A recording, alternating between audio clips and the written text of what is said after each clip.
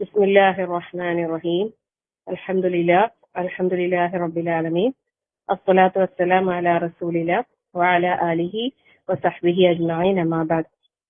رب اشرح لي صدري ويسر لي أمري واحلل عقدة من لساني يفقهوا قولي.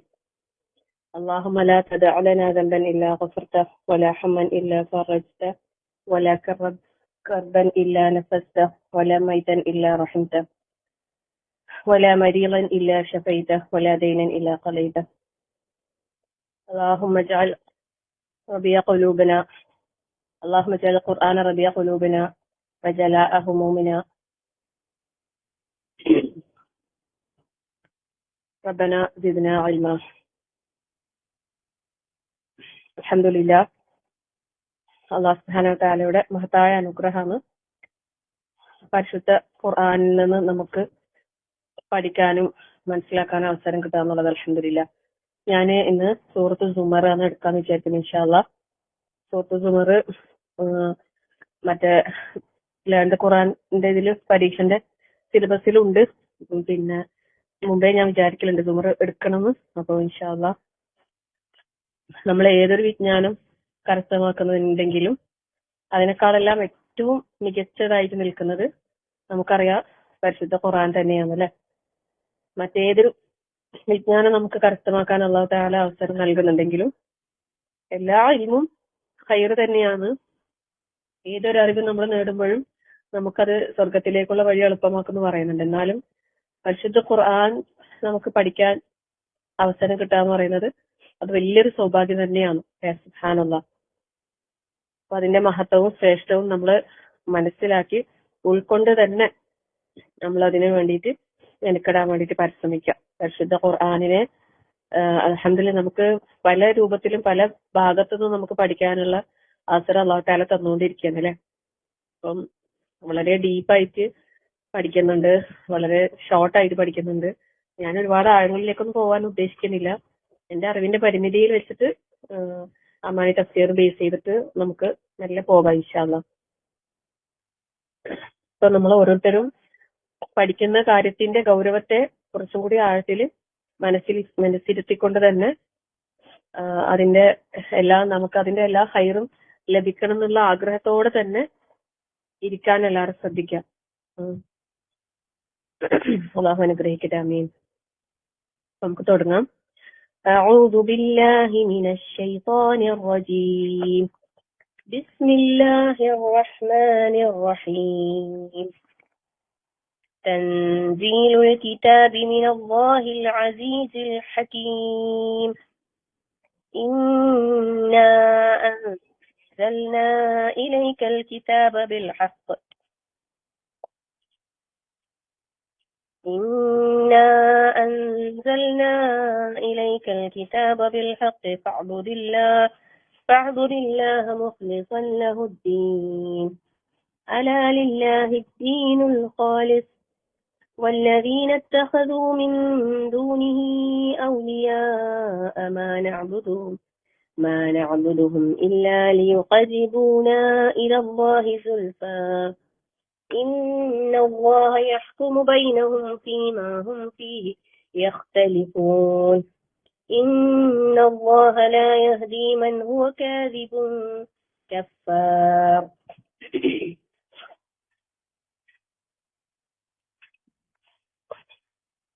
ബിസ്മില്ലാഹിർ റഹ്മാനിർ റഹീം. അപ്പോ അല്ലാഹു സുബ്ഹാനഹു വ തആല നമുക്കിത് പറഞ്ഞു തരികയാണ് അല്ലെ. ഈ സൂറത്ത് സുമർ മക്കയിൽ അവതരിച്ചതാണ്. ഇതില് 75 ആയത്തുകളാണുള്ളത്. ഈ അധ്യായത്തിന് ഈ സുമർ എന്നുള്ള പേര് വരാൻ കാരണം ഈ അധ്യായത്തിന്റെ അവസാന ഭാഗത്ത് പിന്നെ സ്വർഗത്തിലേക്കും നരകത്തിലേക്കും ആളുകളെ കൂട്ടം കൂട്ടമായി കൊണ്ടുപോകുന്ന ഒരു അവസ്ഥ വിശദീകരിക്കുന്നുണ്ട്. സുമറ എന്നാണ് അവിടെ ഉപയോഗിച്ച പദം. അപ്പോ അതുകൊണ്ടാണ് ഈ സൂറത്തിന് സൂറത്ത് സുമർ എന്നുള്ള ആ ഒരു പേര് വരാൻ കാരണം. നമുക്ക് ആയത്തുകളിലേക്ക് കടക്കാം.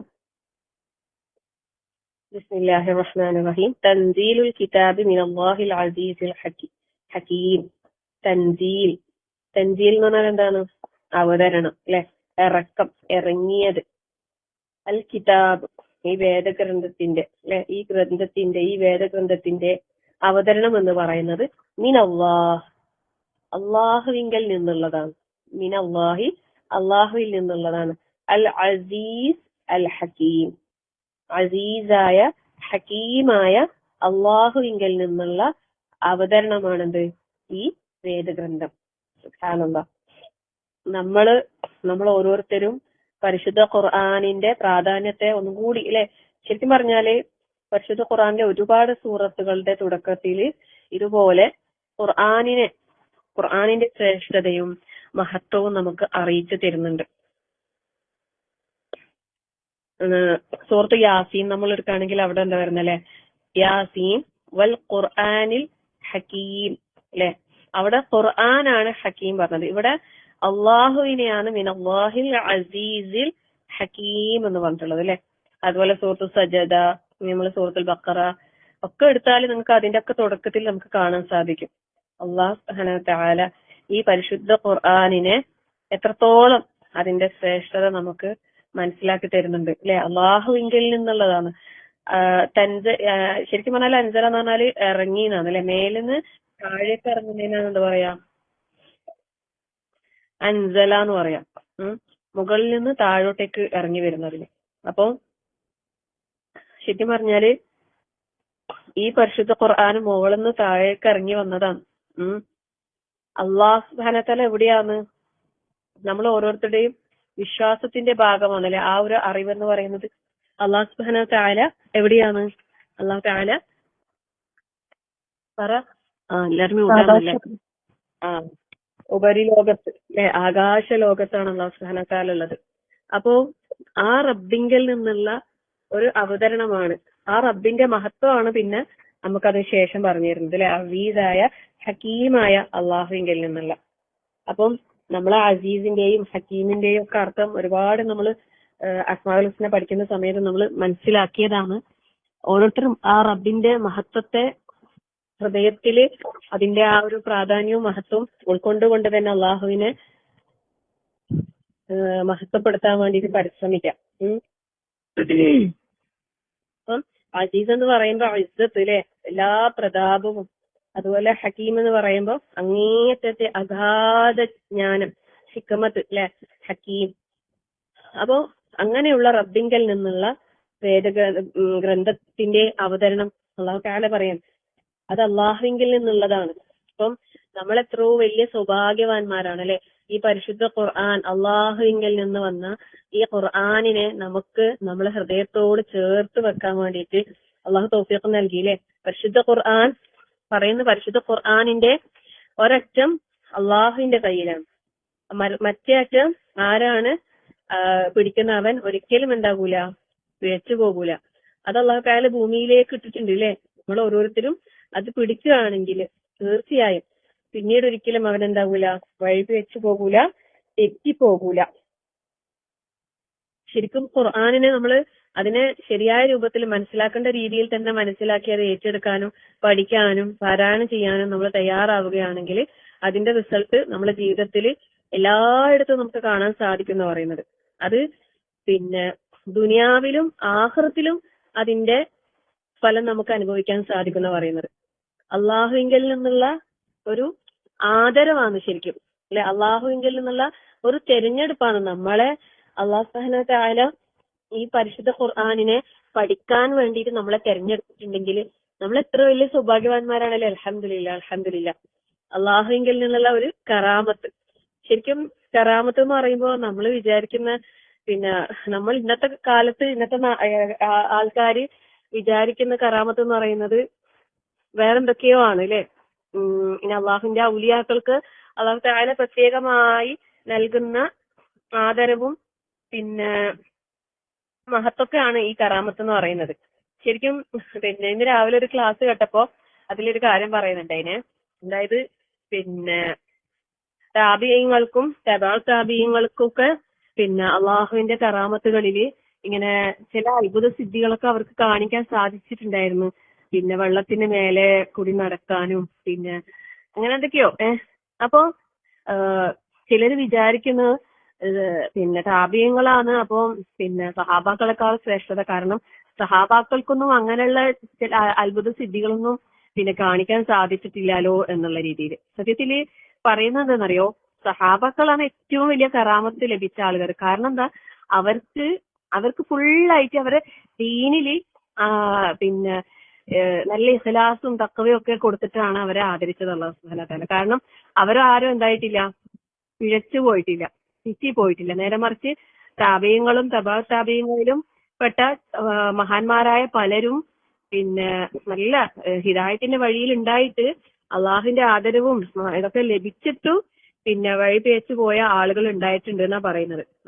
അള്ളാഹു കാത്തു രക്ഷിക്കട്ടെ, ആമീൻ. അപ്പൊ നമ്മൾ ഓരോരുത്തരും ആഗ്രഹിക്കണം അള്ളാഹു സുബ്ഹാനഹു വ തആലയുടെ ആദരവ് ലഭിക്കുന്ന, അള്ളാഹിന്റെ കറാമത്ത് ലഭിക്കുന്ന അള്ളാഹുവിന്റെ വലിയകളാകാൻ, സഹാബാക്കളെ പോലെ ഒരിക്കലും പിഴച്ചു പോകാത്ത കക്ഷികളിൽ അള്ളാഹു നമ്മളെ എല്ലാവരെയും ഉൾപ്പെടുത്തി അനുഗ്രഹിക്കുമാറാകട്ടെ, ആമീൻ. എന്നിട്ട് അള്ളാഹു തആല പറയാണ്, ആദ്യം ഈ ഖുർആനിന്റെ അവതരണം അള്ളാഹുവിങ്കിൽ നിന്നുള്ളതാണെന്ന് പറഞ്ഞിട്ട് വീണ്ടും അള്ളാഹു തആല പറയാണ്, ഇന്നാ അൻസൽനാ ഇലൈക്കൽ കിതാബ ബിൽ ഹഖ് ഫഅബ്ദില്ലാഹ മുഖ്ലിസൻ ലഹുദ്ദീൻ. ഇന്നാ അൻസൽന, നിശ്ചയമായും നാം, അൻസൽന അവതരിപ്പിച്ചിരിക്കുന്നു, അവതരിപ്പിച്ചു തന്നിരിക്കുന്നു, ഇലൈക്ക നിന്നിലേക്ക്, നിനക്ക്, അൽ കിതാബ് ഈ വേദഗ്രന്ഥത്തെ, അല്ലെ, ബിൽ ഹഖ് യഥാർത്ഥ മുറപ്രകാരം, ഹക്കോട് കൂടിയിട്ടാണ് അല്ലാഹു തആല എന്താക്കിയിട്ടുള്ളത്, ഈ ഗ്രന്ഥത്തെ നിന്റെ മേൽ അവതരിപ്പിച്ചു തന്നിട്ടുള്ളത്. അതുകൊണ്ട് തന്നെ ഫഅബ്ദില്ലാഹ്, നീ എന്താക്കണം, ഫഅബ്ദ് നീ ആരാധിക്കണം, അല്ലാഹുവിനെ നീ ഇബാദത്ത് ചെയ്യണം, മുഖ്ലിസൻ ലഹുദ്ദീൻ നിഷ്കളങ്കമാക്കിക്കൊണ്ട്, കീഴ്വണക്കം, ദീൻ എന്നുള്ള ആ മതം, കീഴ്വണക്കം അത് അള്ളാഹുവിന് മാത്രമായിക്കൊണ്ട് നീ എന്താക്കണം, അള്ളാഹുവിനെ ആരാധിക്കണം.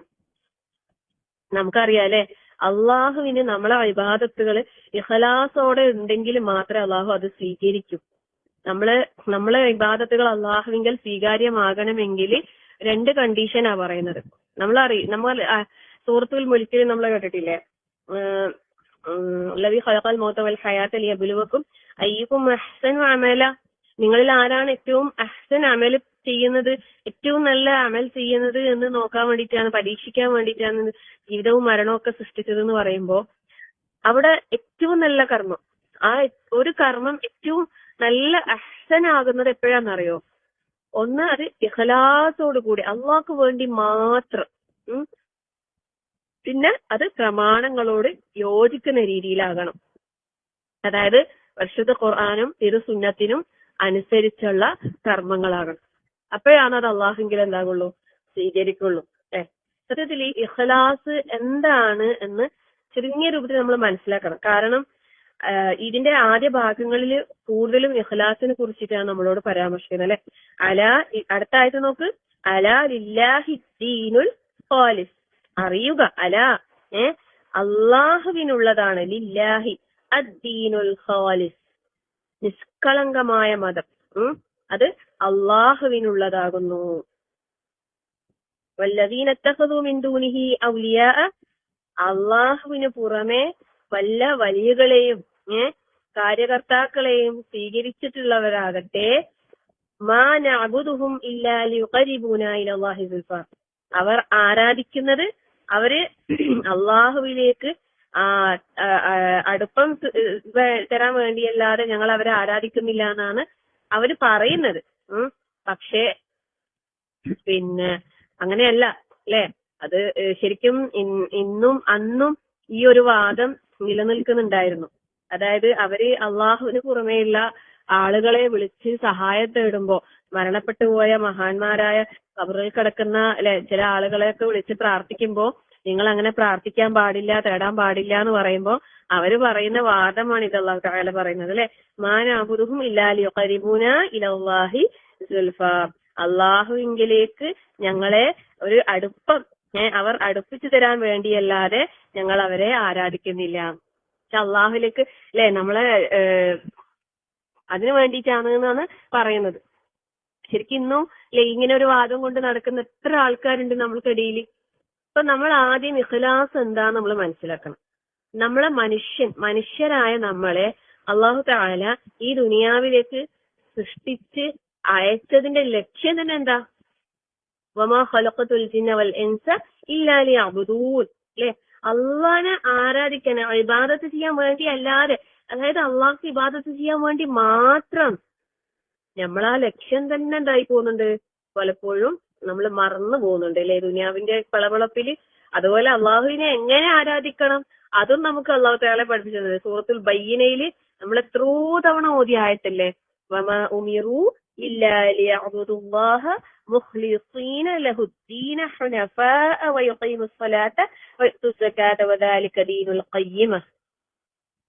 അവിടെ ഇഖ്ലാസ് അല്ലെ, മുഖ്ലിസീന ലഹുദ്ദീൻ, കീഴ്വണക്കം അള്ളാഹുവിന് മാത്രമാക്കിക്കൊണ്ട് ഋജു മനസ്കരായ നിലയിൽ അള്ളാഹനെ ആരാധിക്കാൻ, നിസ്കരിക്കാൻ, സകാത്ത് നൽകാൻ അല്ലെ, അതാണ് അള്ളാഹു തആല കൽപ്പിച്ചത്. അതാണെന്ത്? ദാലിക വദാലിക ദീനുൽ ഖയ്യിമ, നേരായ ചൊവ്വായ യാതൊരു വക്രതയും ഇല്ലാത്ത ഒരു മതം എന്ന് പറയുന്നത് അതാണ്. അപ്പൊ നമ്മളുടെ ഏതൊരു ഇബാദത്തിലും എന്തുണ്ടാവണം? ഇഖ്ലാസ് ഉണ്ടാകുക എന്നുള്ളത് നിർബന്ധം.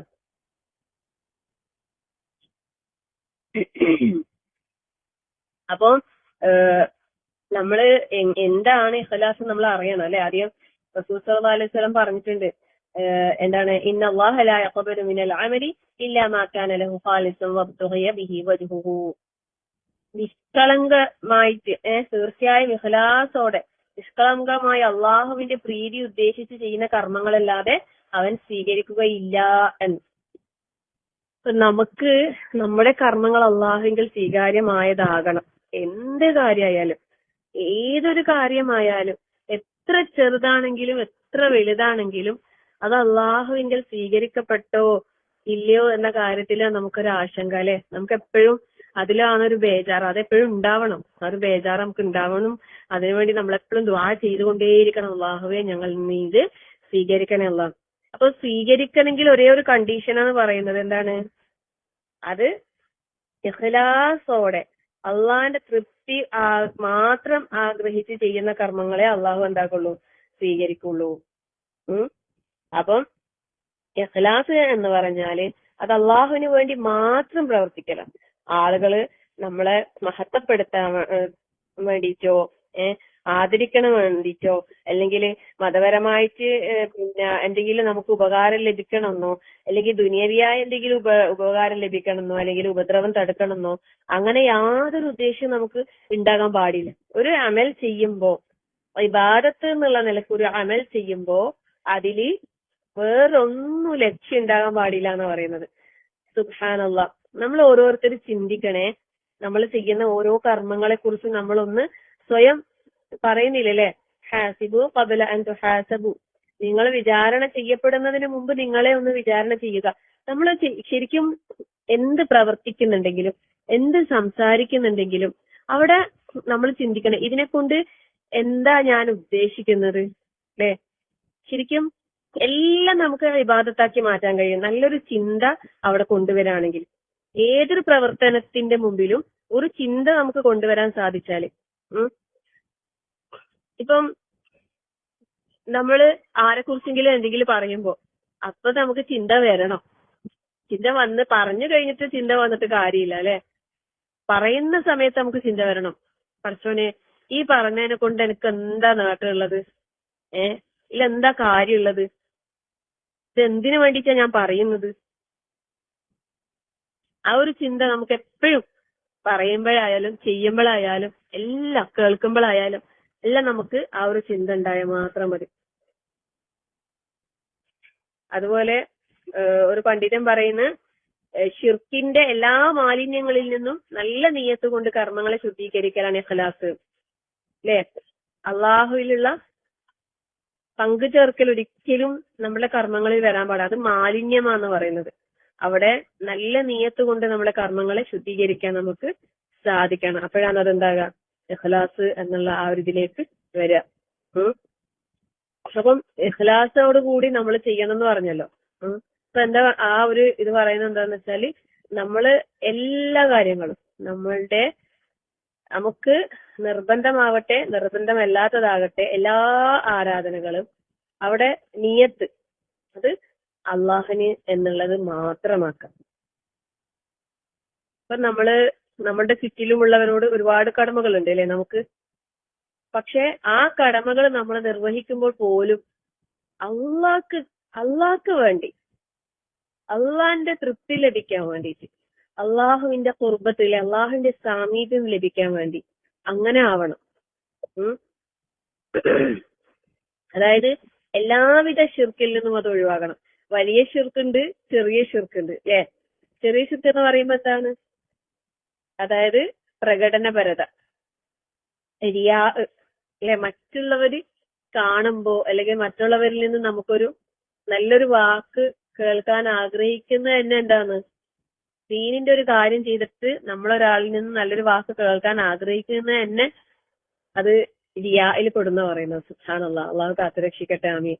സ്വാഭാവികമായിട്ടും നമ്മൾ ഓരോരുത്തരും ഇഷ്ടപ്പെടുന്ന ഒരു കാര്യമാണ് അതല്ലേ. നമ്മളെ കുറിച്ച് ഒരാൾ നല്ലത് പറയാന്നുള്ളത് നമ്മള് സാധാരണഗതിയിൽ നമ്മൾ ഇഷ്ടപ്പെടുന്ന കാര്യമാണ് അല്ലെ. പക്ഷെ അത് നമ്മൾ എന്തെങ്കിലും ചെയ്യുമ്പോ നമ്മുടെ പ്രത്യേകിച്ച് ഈ ദീനീ ദഅവാ രംഗങ്ങളിൽ അള്ളാഹു കാത്തുരക്ഷിക്കുമാറാകട്ടെ. ആമീൻ.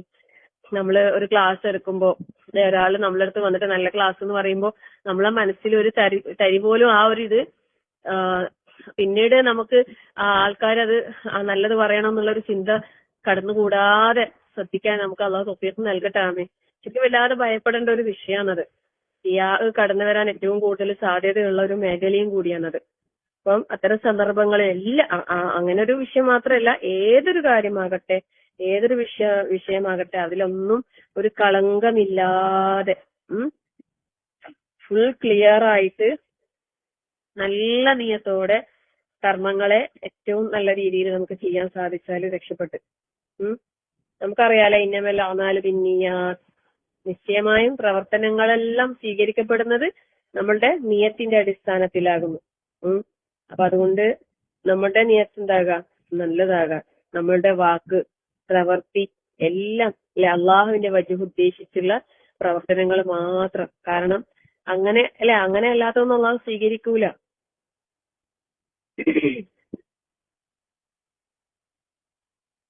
ഫുളൈൽ ഇബ്നു അയ്യാദ് റഹിമഹുല്ലാഹ് അവർ പറയുന്നത്, അമൽ ഇഖ്ലാസ് ഉള്ളതും ശരിയായതുമായിരിക്കണം. അവർ ചോദിച്ചു, അബു അലി, ഇഖ്ലാസ് ഉള്ളതും ശരിയായതും എന്നാൽ എന്താണ്? അദ്ദേഹം പറഞ്ഞു, തീർച്ചയായും അമൽ ഇഖ്ലാസ് ഉള്ളതും ശരിയല്ലാത്തതുമാണെങ്കിൽ അത് സ്വീകരിക്കപ്പെടുകയില്ല. ഇനി ശരിയായതും ഇഖ്ലാസ് ഇല്ലാത്തതുമാണെങ്കിലും അത് സ്വീകരിക്കപ്പെടുകയില്ല. അപ്പോ ഒരു അമൽ ഇഖ്ലാസ് ഉള്ളതും ശരിയായതും ആകണം എന്നാൽ എന്താണ് പറയുന്നത്? അപ്പൊ ഇഖ്ലാസ് എന്ന് പറയുന്നത് അള്ളാഹുവിന് വേണ്ടി മാത്രമായിരിക്കാന്നുള്ളതും ശരിയായതെന്ന് പറഞ്ഞാൽ സുന്നത്തിനോട് യോജിച്ചതായിരിക്കാന്നുള്ളതും ഞാൻ തുടക്കത്തിൽ പറഞ്ഞാൽ തന്നെ ഏതൊരു കർമ്മം അത് ഇഖ്ലാസ് ഉള്ളതാകണം, അത് അള്ളാഹുവിന് വേണ്ടി മാത്രമാകണം, അത് സുന്നത്തോട് പ്രമാണങ്ങളോട് യോജിച്ചതാകണം.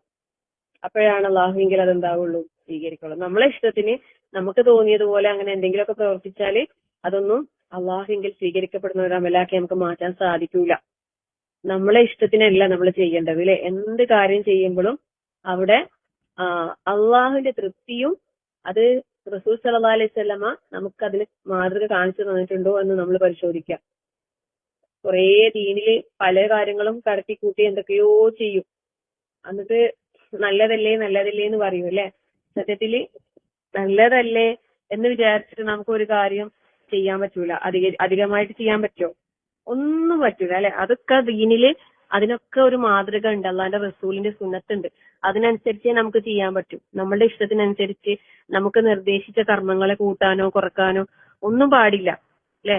നിസ്കാരമാകട്ടെ, സുന്നത്ത് നിസ്കാരങ്ങളായിക്കോട്ടെ, അതുപോലെ വുളൂഇന്റെ സമയത്ത് അവയവങ്ങൾ കഴുകുന്നത് അല്ലെ, ഓരോന്നിനും അതിൻ്റെതായ കണക്കും കാര്യങ്ങളും മാതൃകയുണ്ട്. അപ്പൊ അതനുസരിച്ചാവണം നമ്മള് മുന്നോട്ട് പോകുന്നത്.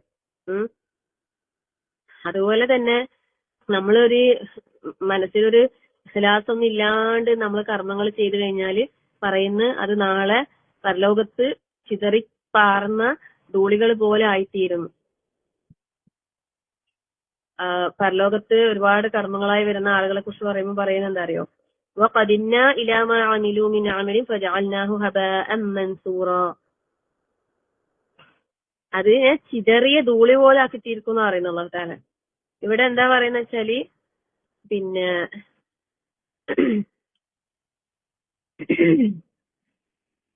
അള്ളാഹു അത് മാറ്റി വെക്കുന്നത് അല്ലെങ്കിൽ ഈ പാറി പറത്താൻ കാരണം എന്താന്ന് വെച്ചാല് അള്ളാഹുവിന്റെ വജഹില്ലാതെ യാതൊരു ഉദ്ദേശവും ഇല്ലാതെ അങ്ങനെ പ്രവർത്തിച്ച അമലുകൾക്ക് എന്തുണ്ട്, ഒന്നും അവിടെ നമ്മൾ അവിടെ ഒരു പ്രതിഫലം അള്ളാഹു നൽകുകയില്ല എന്നുള്ളതാണ് അവിടെ നമുക്ക് മനസ്സിലാക്കാൻ സാധിക്കുന്നത്.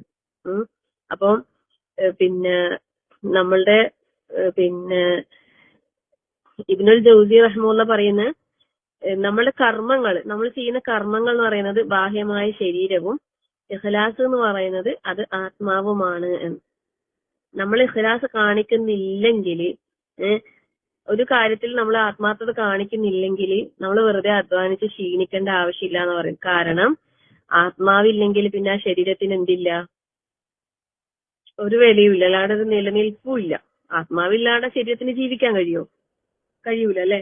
അത് ചീഞ്ഞു നാറി പുഴുക്കളരിച്ച് ഒന്നിനും പറ്റാത്ത ഒരു അവസ്ഥയായിട്ട് മാറും.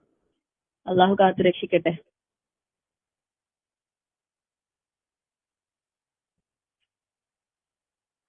അപ്പോ ഒരു മിനിറ്റ്.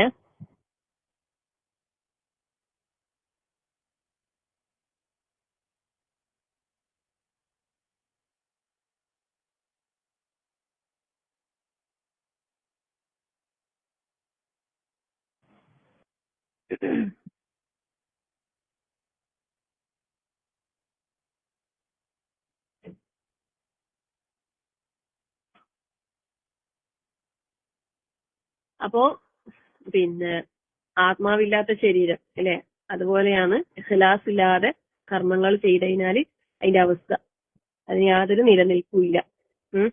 അതുപോലെ തന്നെ മറ്റൊരു ഉദാഹരണം പറയുന്നത് പിന്നെ ഇഖ്ലാസും സുന്നത്തും ഇല്ലാത്ത പ്രവർത്തനം എന്ന് പറയുന്നത് തോൽപാത്രത്തിൽ മണൽ നിറച്ച് യാത്ര ചെയ്യുന്ന ഒരാളെ പോലെയാണ്. അതായത് അത് അവന് ഭാരമാണ്, ഉപകാരപ്പെടുന്നുമില്ല.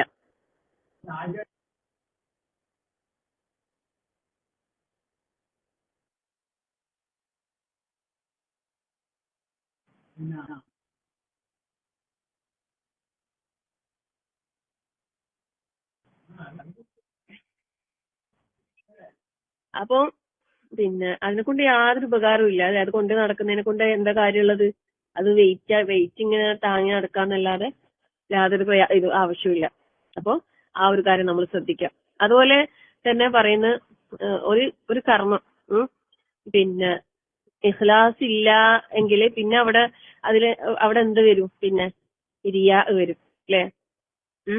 അപ്പൊ നമ്മളെ കർമ്മത്തിനെ തകർത്ത് കളയുന്ന ഒരു കാര്യമാണ് എന്ത്? റിയാ എന്ന് പറയുന്നത്. ജനങ്ങളെ കാണിക്കാൻ വേണ്ടിയിട്ട് അല്ലെങ്കിൽ ദുനിയാവിന്റെ നേട്ടങ്ങൾക്ക് വേണ്ടിയിട്ട് ഇങ്ങനെയൊക്കെ പ്രവർത്തിക്കുന്ന ഇത്. അപ്പൊ അതുകൊണ്ട് പിന്നെ നമ്മൾ അമലുകളെ തകർത്ത് കളയുന്ന റിയാ നമ്മളിലേക്ക് കടന്നു വരുന്നതിനെ തൊട്ട് നമ്മൾ അള്ളാഹുവിനോട് പിന്നെ രക്ഷ ചോദിച്ചുകൊണ്ടേയിരിക്കാം. ഒരു ഹദീസില് ഇങ്ങനെ പറയുന്നുണ്ട്, ആദ്യമായി നരകത്തിലേക്ക് എറിയപ്പെടുന്ന റിയാഇന്റെ ആളുകളായ 3 കൂട്ടരെ കുറിച്ച് റസൂൽ സല്ലല്ലാഹു അലൈഹി വസല്ലം പറയുന്നുണ്ട്. ഈ ഒരു ഹദീസിനെ കുറിച്ച് പറയുന്നത് അബൂ ഹുറൈറ റളിയല്ലാഹു അൻഹു ഈ ഹദീസ് കേട്ടിട്ട് ബോധരഹിതനായിട്ട് വീണുപോയി എന്നാ പറയുന്നത്. എന്നിട്ട് പിന്നീട് ഒരിക്കല് ഒരു ആള് അബൂ ഹുറൈറ റളിയല്ലാഹു അൻഹുവിനോട് ഈ ഹദീസിനെ കുറിച്ച് ഇങ്ങനെ ചോദിക്കുന്നുണ്ട്, ഇങ്ങനെ താങ്കൾക്ക് താങ്കളുടെ ജീവിതത്തിൽ ഏറ്റവും സ്വാധീനം ചെലുത്തിയ ഒരു ഇതെന്താന്ന് ചോദിച്ചപ്പോ ഈ ഹദീസ്, എന്നിട്ട് ഇത് പറഞ്ഞു കൊടുക്കുകയും വീണ്ടും അദ്ദേഹം ബോധരഹിതനായി വീണെന്ന് പറയുന്നത്. അത്രയും പിന്നെ ഇതായിട്ടുള്ള ഒരു വിഷയം എന്താന്ന് വെച്ചാല് പിന്നെ പറയുന്നത്, നിശ്ചയമായും ഖിയാമത്ത് നാളിൽ അള്ളാഹുവിന്റെ ദാസന്മാർക്കിടയിൽ വിധി കൽപ്പിക്കാൻ വേണ്ടിയിട്ട് പിന്നെ അള്ളാഹു തആല ഇറങ്ങി വരും. അങ്ങനെ പിന്നെ എല്ലാ സമുദായങ്ങളും മുട്ടുകുത്തിയ നിലയിലായിരിക്കും ഉണ്ടാവുക. അങ്ങനെ അള്ളാഹു ഒന്നാമതായി വിളിക്കുന്നത് ഖുർആൻ പഠിച്ച വ്യക്തിയും അള്ളാഹുവിന്റെ മാർഗത്തിൽ കൊല്ലപ്പെട്ട വ്യക്തിയും പിന്നെ ധാരാളമായി സമ്പത്തുള്ള വ്യക്തിയും, 3 ആൾക്കാരെ വിളിക്കുന്നത്. ഖുർആൻ പഠിച്ച ആള്, പിന്നെ അള്ളാന്റെ മാർഗത്തിൽ ഷഹീദായ ആള്, കൊല്ലപ്പെട്ട ആള്, പിന്നെ ധാരാളമായിട്ട് സമ്പത്തുള്ള, ഇങ്ങനെ 3 ആൾക്കാരെ വിളിക്കും. എന്നിട്ട് ഖുർആൻ പാരായണം ചെയ്ത, ഖുർആൻ പഠിച്ച ആ ആളെ വിളിച്ചിട്ട് ചോദിക്കും, ഞാൻ എന്റെ റസൂലിനെ അവതരിപ്പിച്ച ഖുർആൻ നിന്നെ പഠിപ്പിച്ചില്ലേ? അയാൾ പറയും, അതെ രക്ഷിതാവേ. അള്ളാഹു ചോദിക്കും, ഞാൻ പഠിപ്പിച്ചതിൽ നീ എന്താണ് പ്രവർത്തിച്ചത്? അപ്പോ അയാള് പറയും, ഞാന് രാപ്പകലുകളിൽ അതുകൊണ്ടുള്ള ബാധ്യത നിർവഹിച്ചിട്ടുണ്ടായിരുന്നു. അതായത് അതിനെ കൊണ്ട് ബാധ്യത നിർവഹിച്ചെന്ന് പറയും. അപ്പൊ അള്ളാഹു തആല അയാളോട് പറയും, നീ പറയുന്നത് കളവാണ്. നീ പറയുന്നത് കളവാണ്. മലക്കുകളും അയാളോട് പറയും, നീ പറയുന്നത് കളവാണ്. അള്ളാഹു തആല എന്നിട്ട് അയാളോട് പറയും, നീ ഉദ്ദേശിച്ചത് ഇങ്ങനെ ഇന്ന വ്യക്തി നല്ല ഖുർആൻ ഓതുന്ന ആളാണ് എന്ന് അറിയപ്പെടാൻ വേണ്ടിയിട്ടാണ് എന്ന്. അങ്ങനെ അതവിടെ വെച്ചേ. അത് കഴിഞ്ഞിട്ട് പിന്നെ സമ്പന്നനായ ആളെ ഹാജരാക്കും. എന്നിട്ട് അയാളോട് അള്ളാഹു തആല ചോദിക്കും, മറ്റൊരാളിലേക്കും ആവശ്യക്കാരനാകാത്ത വിധം നിനക്ക് സമ്പത്ത് തന്നല്ലോ. അപ്പൊ അയാൾ പറയും, അതെ അള്ളാഹുവെ. അപ്പൊ അള്ളാഹു തആല അയാളോട് ചോദിക്കും, ഞാൻ നൽകിയതിൽ നീ എന്താണ് പ്രവർത്തിച്ചത്? അപ്പൊ അയാൾ പറയും, ഞാൻ കുടുംബബന്ധം ചാർത്തുകയും ദാനധർമ്മം നിർവഹിക്കുകയും ചെയ്തിരുന്നു. അങ്ങനെ അള്ളാഹു തആല അപ്പൊ അയാളോട് പറയും, നീ പറയുന്നത് കളവാണ്. മലക്കുകളും പറയും, നീ പറയുന്നത് കളവാണ്. എന്നിട്ട് അള്ളാഹു തആല അയാളോട് പറയും, നീ മനസ്സിൽ ഉദ്ദേശിച്ചത് ഇന്ന വ്യക്തി നല്ല ഔദാര്യവാനാണ് എന്ന് അറിയപ്പെടാൻ വേണ്ടിയിട്ടാണ്.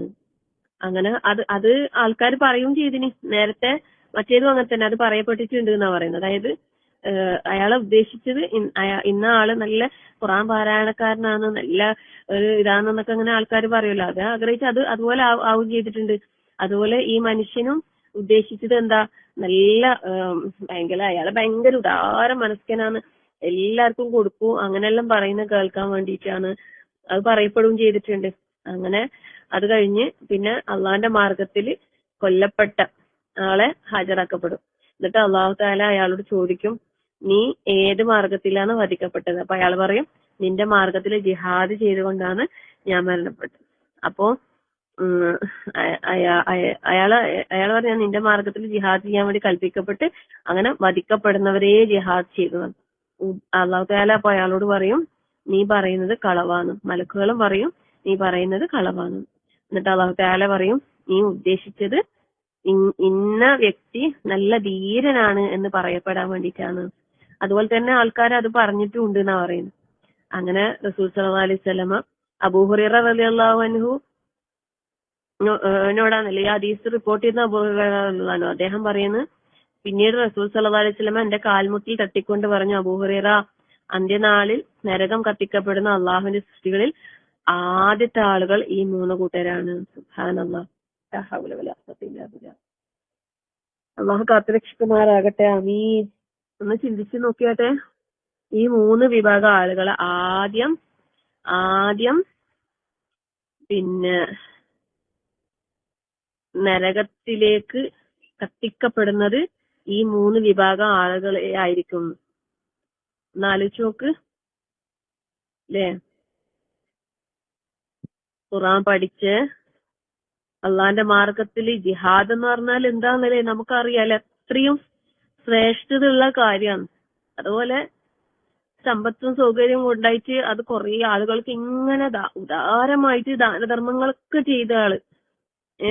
എന്നിട്ടോ അവരൊക്കെ മനസ്സിൽ ആഗ്രഹിച്ചത് എന്താ, ഞാൻ നല്ല ഖുർആൻ പഠിപ്പിക്കുന്ന ആളാണെന്നൊക്കെ അല്ല ആൾക്കാരുടെ മുമ്പിൽ നല്ല പേരും പ്രശസ്തി, അതുപോലെ തന്നെ ആൾക്കാർ പറയുകയും ചെയ്തു, ആ നല്ല ആളാണ് എന്നൊക്കെ അല്ലെ, നല്ല ഔദാര്യവാനാണ്, അയാൾ എന്തൊരു ധീരനാണ്, ഇങ്ങനൊക്കെ കേൾക്കാൻ ആഗ്രഹിച്ചു. അതുപോലെ അതൊക്കെ കിട്ടി. നമ്മൾ എന്താണോ ഉദ്ദേശിക്കുന്നത് അത് തരുന്നാ പറയുന്നത് അല്ലാഹു തആല അല്ലെ. നമ്മൾ ആഗ്രഹിക്കുന്നത് ദുനിയാവിലെ പേരും പ്രശസ്തിയും ആൾക്കാരിൽ നിന്നുള്ള നല്ല വാക്കും അതൊക്കെ ആണെങ്കിൽ അതൊക്കെ ഇവിടുന്ന് കിട്ടും. പക്ഷെ പരലോകത്ത് ഒന്നും ഉണ്ടാവില്ല. പരലോകത്ത് ആദ്യം നരകം കത്തിക്കപ്പെടുന്നത് അവരായിരിക്കും എന്ന് പറയുന്നു.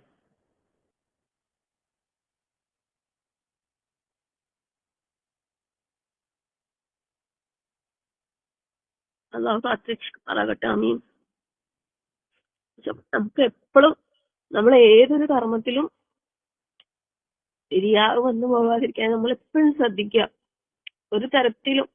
കാരണം ഈ ദുനിയാവിന്റെ വഞ്ചനയിൽ നമ്മൾ പെട്ടുപോകുമ്പോ സ്വാഭാവികമായിട്ട് നമ്മളെ മനസ്സിൽ ഒരു പക്ഷെ കടന്നു വന്നു പോയേക്കാം അല്ലെ, നമ്മൾ അറിയാതെ നമ്മളിലേക്ക് കടന്നു വരാം.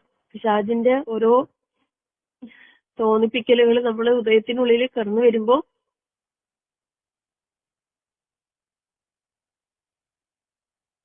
അപ്പൊ അതുകൊണ്ട് ഇത് ശരിക്കും പറഞ്ഞാല് നമ്മള് ശിർക്കിനേക്കാൾ എന്ന് പറഞ്ഞ പോലെ ഭയപ്പെടേണ്ട ഒരു വിഷയമാണത്.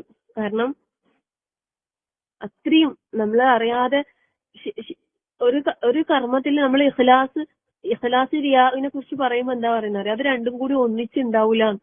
രണ്ടും കൂടി ഒന്നിച്ച് ഒരു പാത്രത്തിൽ ഉണ്ടാവും. അതായത് ഒരു ഹൃദയത്തിൽ ഒരാൾക്ക് ഇഖ്ലാസ് ഉണ്ടെങ്കിൽ അവിടെ റിയാ ഉണ്ടാവൂല, റിയാ ഉണ്ടെങ്കിൽ ഇഖ്ലാസ് ഉണ്ടാവൂല. നമ്മളൊക്കെ ഹൃദയത്തിൽ എന്താ ഉള്ളത് എന്ന് നമ്മൾ ഓരോരുത്തരും സ്വയം വിലയിരുത്താം.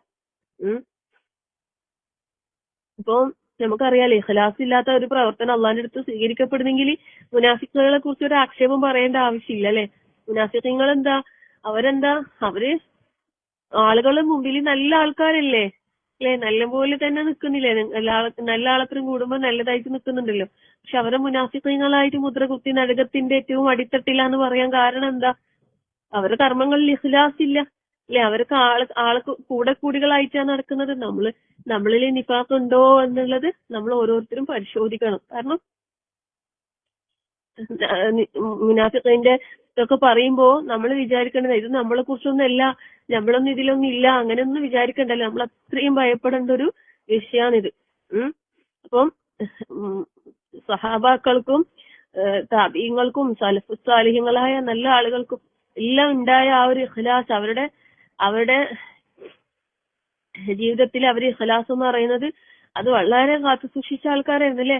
അവര് ചെയ്ത കാര്യങ്ങൾ പരസ്യപ്പെടുത്തുന്നതിന് പകരം അവരെല്ലാം മറച്ചു വെക്കുകയാ ചെയ്തത്.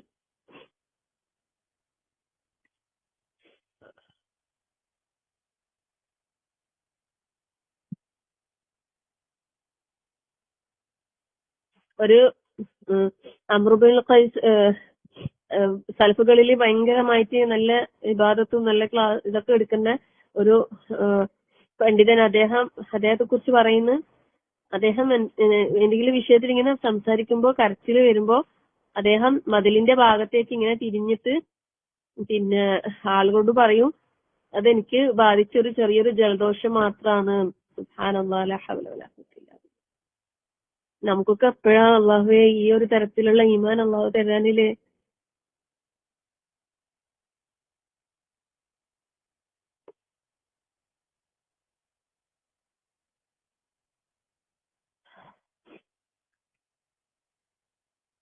ഫുളൈൽ ബിൻ ഇയാദിന്റെ മകൻ അലി, അദ്ദേഹം തന്റെ പിതാവിനോട് ഇങ്ങനെ പറയുന്നുണ്ട്, എന്റെ പിതാവെ, റസൂൽ സല്ലല്ലാഹു അലൈഹി വസല്ലമയുടെ സഹാബാക്കളുടെ സംസാരം എത്ര മധുരതരമാണ്.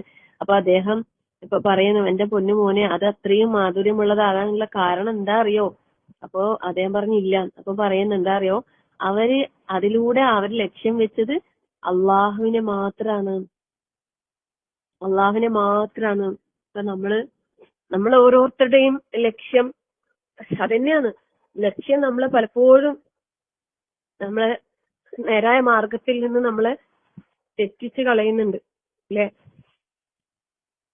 അള്ളാഹു തആല നമ്മളോട് എത്ര സ്ഥലത്താണ് അള്ളാഹ് നമ്മൾ ഇബാദത്ത് ചെയ്യുമ്പോ ഇഖ്ലാസോട് കൂടി അല്ലാതെ അല്ലെ, ഫഅബ്ദില്ല, ഇവിടെ തന്നെ ഇപ്പൊ എന്താ പറയുന്നത്, ഇന്നാ അൻസൽനാ ഇലൈക്കൽ കിതാബ ബിൽ ഹഖ് ഫഅബ്ദില്ലാഹ മുഖ്ലിസൻ ലഹുദ്ദീൻ അലാ ലില്ലാഹിദ്ദീനുൽ ഖാലിസ്. ഇത്രമാത്രം തന്നെ നമ്മൾ ഒന്ന് ആലോചിച്ച് നോക്ക്. നമുക്ക് നമ്മളുടെ ജീവിതത്തിൽ നമുക്ക് ഇഖ്ലാസ് ഉണ്ടെങ്കിൽ നമുക്ക് തിന്മകളിൽ നിന്ന് വിട്ടുനിൽക്കാൻ നമ്മളത് സഹായിക്കുന്ന പറയുന്നത്. നമുക്കറിയാലേ യൂസുഫ് നബി അലൈഹി സ്വലാമിന്റെ ചരിത്രം.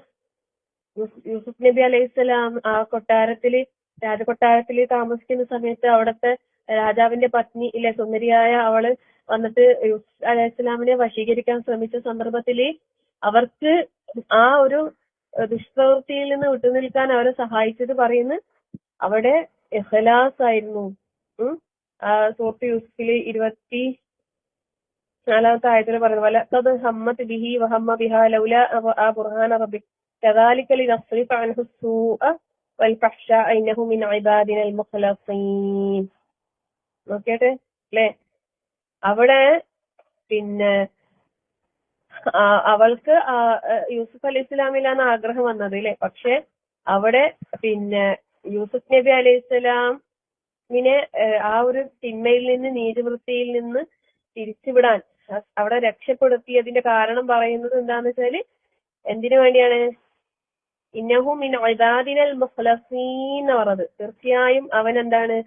എന്റെ നിഷ്കളങ്കരായ അടിമകളുടെ കൂട്ടത്തിൽപ്പെട്ട ആളായിരുന്നു. അതുകൊണ്ടാണ് അള്ളാഹു യൂസുഫ് അലൈഹി സ്വലാമിനെ രക്ഷപ്പെടുത്തിയത്. സുബ്ഹാനല്ലാഹ്. നമ്മൾ ഓരോ കാര്യങ്ങളും ചിന്തിക്കണം. നമ്മൾ ചെയ്യുന്ന ഒരു ദിവസം നേരം വെളുത്തിട്ട് രാത്രിയാകുന്നതിന്റെ ഇടയിൽ നമ്മൾ ചെയ്തു കൂട്ടുന്ന ഓരോ കാര്യങ്ങളൊന്നും വെറുതെ ഒന്ന് ചിന്തിച്ചു നോക്ക്, ചെറുതായിട്ടൊന്ന് ചിന്തിച്ചു നോക്ക്. നമ്മൾ എന്തിനാ ചെയ്യുന്നത്, ഓരോ നിമിഷവും നമ്മളൊന്ന് ചിന്തിച്ചു നോക്ക്. നമുക്ക് എത്രത്തോളം നമുക്ക് അതിൽ ആത്മാർത്ഥത കാത്തു സൂക്ഷിക്കാൻ കഴിയുന്നുണ്ട് എന്ന് നമ്മൾ ഓരോരുത്തരും ചിന്തിക്കണം. നമ്മൾ അള്ളാഹുവിന്റെ മുഖലസീങ്ങളായ ഇബാദിൽ നമ്മൾ ഉൾപ്പെടുന്നുണ്ടോ? അങ്ങനെ നമ്മൾ ആവുകയാണെങ്കിലേ നമുക്ക് എല്ലാ ഷെറിൽ നിന്ന് രക്ഷപ്പെടാൻ കഴിയും. കാരണം പിശാച് മനുഷ്യനെ വഴിപിഴപ്പിക്കും എന്ന് പിന്നെ അള്ളാഹു തആലയോട് പറഞ്ഞിട്ടുണ്ട് ഇല്ലേ. ഷെയ്ത്താന് അള്ളാഹിനോട് പറഞ്ഞപ്പോ ഷെയ്ത്താൻ തന്നെ പറഞ്ഞൊരു കാര്യമുണ്ട്. എന്തെന്നറിയോ? ഖാല ഫബിഇസ്സതിക ലഉഗ്വിയന്നഹും അജ്മഈൻ ഇല്ലാ ഇബാദക മിൻഹുൽ മുഖ്ലസീൻ. സുബ്ഹാനല്ലാഹ്. ഷെയ്ത്താൻ എല്ലാരെയും പേടിപ്പിക്കുമെന്ന് ഷെയ്ത്താൻ ശപഥം ചെയ്ത സമയത്ത് ഷെയ്ത്താൻ തന്നെ അള്ളാഹിനോട് പറഞ്ഞത്, നിന്റെ പിന്നെ പ്രതാപം തന്നെയാണ് സത്യം, അവരെ മുഴുവൻ ഞാൻ വഴിതെറ്റിക്കും, അവരിൽ നിന്റെ നിഷ്കളങ്കരായ ദാസന്മാരൊഴികെ. സുബ്ഹാനല്ലാഹ്. അപ്പൊ നമുക്ക് ഷെയ്ത്താന്റെ ഉപദ്രവത്തിൽ നിന്ന് രക്ഷപ്പെടാനുള്ള ഒരു പരിചയം കൂടിയാണ് എന്ത്? ഇഖ്ലാസ് എന്ന് പറയുന്നത്. ഷെയ്ത്താന് നമ്മളിലേക്ക് അടുക്കൂല. നമ്മൾ ഇഖ്ലാസ് ഉള്ളവരാണെങ്കിൽ, നമ്മൾ അള്ളാഹ്ക്ക് വേണ്ടിയിട്ട് മാത്രമാണ് നമ്മൾ ഇബാദത്ത് ചെയ്യുന്നതെങ്കിൽ നമ്മുടെ അടുത്തേക്ക് ഇബ്ലീസ് വരൂല എന്ന് പറയും. നമ്മളൊക്കെ ഇബ്ലീസിന്റെ ഓരോ വാക്കും പ്രവൃത്തി അനുസരിച്ചിട്ട് മുന്നോട്ട് പോകുന്ന ഒരു സാഹചര്യത്തിൽ ഇന്ന് നടന്നുകൊണ്ടിരിക്കുന്ന ചിന്തിക്ക് നമ്മൾ ചെയ്യുന്ന തിന്മകൾ എന്തെല്ലാം തിന്മകൾ നമ്മളിൽ വന്നു പോകുന്നുണ്ട്. നമ്മൾ ഒരു തെറ്റും ചെയ്യാത്ത നല്ല ആൾക്കാരാന്ന് വിചാരിച്ച് നമ്മൾ ഇങ്ങനെ നടക്കണ്ട. നമ്മുടെ ഓരോ സെക്കൻഡുകളും നമ്മൾ വിലയിരുത്തണം. നമ്മുടെ ഓരോ വാക്കുകളും നമ്മൾ ചിന്തിക്കണം. നമ്മുടെ ഓരോ പ്രവർത്തനങ്ങൾ, നമ്മുടെ ഓരോ നോട്ടങ്ങൾ എല്ലാം നമ്മൾ ചിന്തിക്കണം. എത്രത്തോളം നമ്മൾ നന്മയിലായിട്ടാണുള്ളത്. നമ്മൾ തഖ്വ കാത്തു സൂക്ഷിക്കുന്നുണ്ടോ? നമ്മുടെ ജീവിതത്തിലെ എല്ലാ സന്ദർഭങ്ങളിലും നമ്മൾ തഖ്വ കാത്തു സൂക്ഷിക്കുന്നുണ്ടോ? അല്ല നമ്മൾ ഈ പിശാചിന്റെ വലയിൽ പെട്ടിട്ടാണോ ഉള്ളത്? കാരണം നല്ല ആൾക്കാരുടെ ഇടയിൽ വരും, പക്ഷെ അള്ളാഹുവിന്റെ ഇഖ്ലാസ് ഉള്ള മുഖ്ലിസീങ്ങളിൽ നമ്മൾ ഉൾപ്പെട്ടാൽ തീർച്ചയായും നമ്മളെ പിശാചിനൊന്നും ചെയ്യാൻ സാധിക്കൂല. ഒരു തരത്തിലുള്ള ശൈതാനിയത്തും നമ്മളെ ബാധിക്കൂല, ഒരു ഷർറും ബാധിക്കൂല. അത്തരത്തിലുള്ള അള്ളാഹുവിന്റെ മുഖലസീങ്ങളായ ഇബാദുകളിൽ അള്ളാഹു നമ്മളെല്ലാവരെയും ഉൾപ്പെടുത്തി അനുഗ്രഹിക്കട്ടെ. അങ്ങനെയുള്ള ഇബാദുകളാകാനുള്ള തൗഫീഖ് അള്ളാഹു നമുക്ക് നൽകി അനുഗ്രഹിക്കട്ടെ. ഇതേപോലെ തന്നെ പിശാച് മറ്റൊരു സന്ദർഭത്തിൽ പറഞ്ഞത് എന്താ അറിയോ? ഖാല റബ്ബി ബിമാ അഗ്വൈതനി ലഉസയ്യിനന്ന ലഹും ഫിൽ അർളി വലഉഗ്വിയന്നഹും അജ്മഈൻ. അതായത് എന്റെ റബ്ബേ, ഷെയ്ത്താൻ അള്ളാഹുവിനെ റബ്ബേ എന്ന് വിളിച്ചിട്ട് തന്നെ പറയുന്നത് അല്ലേ. എന്റെ രക്ഷിതാവ്, നീ എന്നെ വഴികേടിയാക്കിയതിനാൽ ഭൂലോകത്ത് അവർക്ക് ഞാൻ ദുഷ്പ്രവൃത്തികൾ നല്ല അലങ്കൃതമായി തോന്നിക്കുകയും അവരെ മുഴുവനും ഞാൻ വഴികേടിലാക്കുകയും ചെയ്യുന്നു പറഞ്ഞു. തെറ്റായ പ്രവൃത്തിയായിരിക്കും ചെയ്യുന്നുണ്ടാകാം, പക്ഷെ അവർക്ക് തോന്നും ഇത് നല്ലതാണ്. അങ്ങനെയാണല്ലോ ഇബ്ലീസ് വഴിപേൽപ്പിച്ചത്. ഫസ്റ്റ്നേ അങ്ങനെയാ ചെയ്തത് അല്ലെ. ശരിക്കും നമ്മൾ ചിന്തിച്ചു നോക്ക്, ഒരേ ഒരു തെറ്റ് ചെയ്തതിന്റെ കാരണത്താലാണ് ആദം അലൈഹിസ്സലാമും ഹവ്വാ ബീവിയും സ്വർഗത്തിൽ നിന്ന് പുറത്താകുന്നത്. ഒരേ ഒരു തിന്മ അല്ലെ, ഒരു തെറ്റ്. അപ്പൊ നമ്മൾ ശ്രദ്ധിക്കണം, സൂക്ഷിക്കണം. ഒരു തെറ്റ് പോലും ചിലപ്പോൾ നമ്മളെ സ്വർഗത്തിൽ നിന്ന് പുറത്താക്കിയേക്കാം. അതുകൊണ്ട് ഓരോ തിന്മകളും നമ്മൾ നിസ്സാരമായി കാണണ്ട. അതിന്റെ ഗൗരവത്തോടു കൂടി തന്നെ അതിൽ നിന്ന് വിട്ടുനിൽക്കാൻ നമ്മൾ പരിശ്രമിക്കണം. റഹ്മാനായ റബ്ബ് നമുക്ക് എല്ലാവർക്കും തൗഫീഖ് നൽകട്ടെ. നമുക്ക് പിശാച് നല്ലതാക്കി കാണിച്ചു തരും. ഇതൊന്നും ഒരു തെറ്റില്ലപ്പോ, അതിലെന്താ ഇപ്പൊ കുഴപ്പമില്ലേ. ഇപ്പൊ ഒരു ഈ നമ്മൾ ഇന്നലെ 2-3 ദിവസം മുമ്പ് ഒരു ക്ലാസ് നമ്മൾ സംസാരിച്ചിട്ടുണ്ടായിരുന്നല്ലേ സിനായെ കുറിച്ച് അല്ലെ സിന.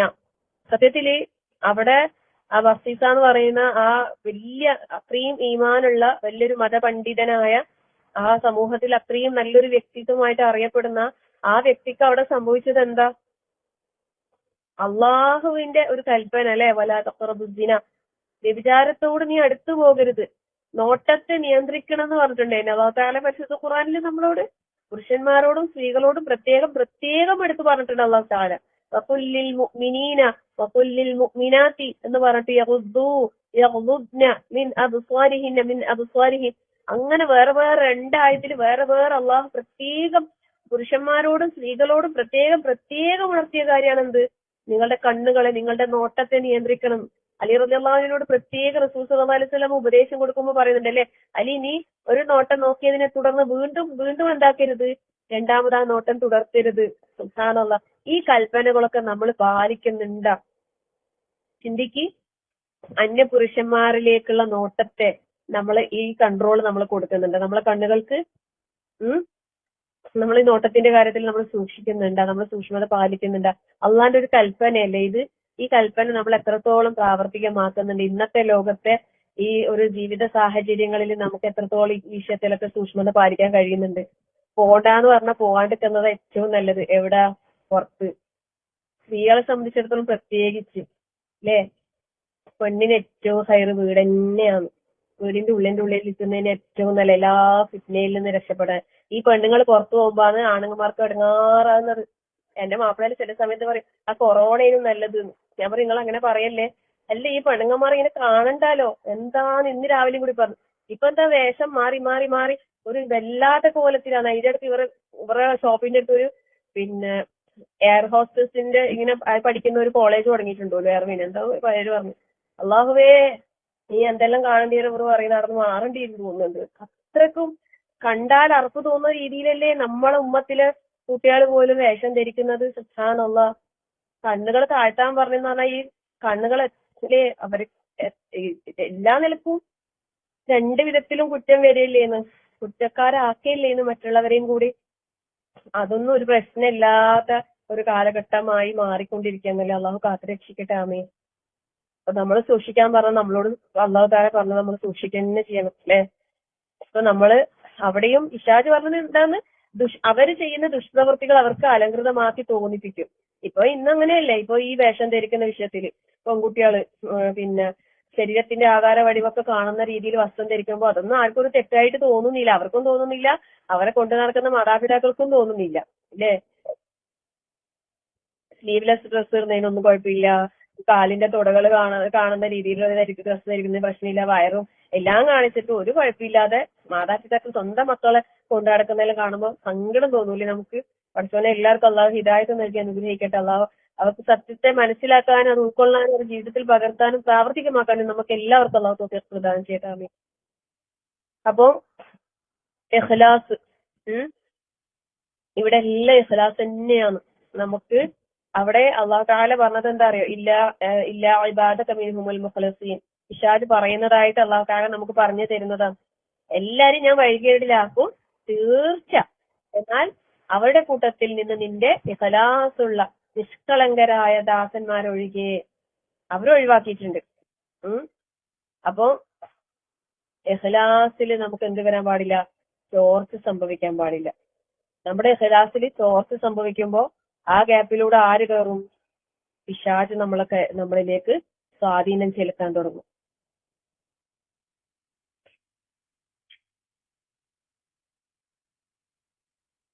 ഒരു കഥ പറയുന്നുണ്ട്, വേറെ കഥയാണ്, തൽബീസ് ഇബ്ലീസ്. ഒരു സ്ഥലത്ത് അള്ളാഹ്ക്ക് പുറമെ ജനങ്ങൾ ആരാധിക്കുന്ന ഒരു വൃക്ഷമുണ്ടായിരുന്നു. അപ്പോ ഷിർക്കിനോട് വെറുപ്പുണ്ടായ ഒരു മനുഷ്യൻ ഒരിക്കൽ അവിടെ വന്നിട്ട് സ്വന്തമായിട്ട് തന്നെ പറഞ്ഞ് ഈ മരം മുറിക്കുക തന്നെ ചെയ്യും. അള്ളാഹുവിന് പുറമെയുള്ളവരെ ആരാധിക്കുന്നതിന്റെ രോഷത്തിൽ അള്ളാഹുവിന്റെ തൃപ്തി മാത്രം ആഗ്രഹിച്ച് ആ മരം മുറിക്കാനായി അയാൾ ഒരുങ്ങി. അതായത് അള്ളാഹ്ക്ക് പുറമെ ആരാധിക്കുന്ന ഒരു വൃക്ഷം, ആൾക്കാർ ഇങ്ങനെ പോയിട്ട് ആരാധനയും പൂജയെല്ലാം ചെയ്യുന്ന ഒരു വൃക്ഷം. അപ്പൊ അയാൾക്ക് ഭയങ്കര ദേഷ്യം വന്ന് അയാള് എന്ത് ചെയ്തെന്ന് വെച്ചാല് പിന്നെ ആ മരം മുറിക്കുന്ന തീരുമാനിച്ച്. അങ്ങനെ അള്ളാന്റെ തൃപ്തി മാത്രം ആഗ്രഹിച്ചിട്ടാണ് അയാളെ മരം മുറിക്കാൻ വേണ്ടിട്ട് വന്നത്. പക്ഷെ ആ സമയത്ത് പിശാച് ഒരു മനുഷ്യ രൂപത്തിൽ വന്നിട്ട് അയാളെ പിന്തിരിപ്പിക്കാൻ നോക്കി. അള്ളാന്റെ തൃപ്തി മാത്രം ആഗ്രഹിച്ച് മരം മുറിക്കാൻ വേണ്ടിട്ട് ഒരുങ്ങിയ ആ മനുഷ്യനെ തടയാൻ വേണ്ടിട്ട് പിശാചിന് സാധിച്ചില്ല. പിശാചിന് അയാളെ തടയാൻ സാധിച്ചില്ല. പിശാച് പറയേന്, നീ ഈ മരം മുറിക്കാതിരുന്നാൽ എല്ലാ ദിവസവും നേരം പുലരുമ്പോൾ നിന്റെ തലേന്ന് കരികെ 2 സ്വർണ്ണ നാണയങ്ങൾ ഞാൻ നിനക്ക് കാണാം, അത് നിനക്കുള്ളതാണ്. അങ്ങനെ അയാൾ മരം മുറിക്കാതെ തിരിച്ചുപോയി. പിറ്റേന്ന് നേരം പുലർന്നപ്പോ തലേണത്തിന്റെ അടുത്ത് 2 സ്വർണ്ണ നാണയങ്ങൾ അയാൾ കണ്ട്. അപ്പോ അത് കണ്ടപ്പോ അയാൾ എന്താക്കി, അയാൾ മനസ്സ് മാറി. അപ്പോ അയാൾ മരം മുറിക്കാൻ പോയില്ല. പിറ്റേ ദിവസം ഉറങ്ങി എണീച്ചപ്പോ പിന്നെ സ്വർണ്ണ നാണയങ്ങൾ അവിടെ കാണുന്നില്ല. അപ്പൊ അയാൾ ദേഷ്യം പിടിച്ചിട്ട് മരം മുറിക്കാൻ വേണ്ടി പുറപ്പെട്ടു. പിന്നെ അള്ളാഹ്ക്ക് പുറമെ ജനങ്ങൾ ആരാധിക്കുന്ന ഈ മരം മുറിച്ചു മാറ്റുമെന്ന് അയാൾ തീരുമാനിച്ചിട്ട് പിന്നെ അവിടെ എത്തി. എന്നാൽ അയാൾക്ക് മരം മുറിക്കാൻ കഴിയൂല. പിശാച് അയാളെ കീഴ്പ്പെടുത്തിക്കൊണ്ട് അയാളോട് പറയും, പിന്നെ ഞാൻ പിശാചാണ്, ആദ്യം നീ മരം മുറിക്കാൻ വന്നത് അള്ളാന്റെ തൃപ്തി മാത്രം ആഗ്രഹിച്ചിട്ടായിരുന്നു. അന്നേരം നിന്നെ എനിക്കൊന്നും ചെയ്യാൻ കഴിഞ്ഞിട്ടില്ല. പക്ഷെ ഇപ്പൊ നീ വന്നത് എന്റെ സ്വർണ്ണ നാണയങ്ങൾ ലഭിക്കാത്തതിലുള്ള ദേഷ്യം കൊണ്ടാണ്. അതുകൊണ്ട് തന്നെ നിന്നെ എനിക്കിപ്പോ കീഴ്പ്പെടുത്താൻ സാധിക്കാനുള്ള ശക്തി എനിക്ക് ലഭിച്ചത് അതുകൊണ്ടാണ്. ഇത് ജസ്റ്റ് ഒരു കഥ. അതായത് ഈ തത്വം എന്താ പറഞ്ഞതെന്ന് വെച്ചാല്, നമ്മൾ അള്ളാന്റെ തൃപ്തി മാത്രം ആഗ്രഹിച്ചിട്ട് എന്തെങ്കിലും ചെയ്യുമ്പോ അതിൽ നമ്മളെ പിശാചിന് ഒന്നും ചെയ്യാൻ കഴിയില്ല. എന്നാൽ നമ്മളെ ഇഖ്ലാസിൽ കുറവ് വരുമ്പോ എന്താവും? ഒരു മിനിറ്റ്.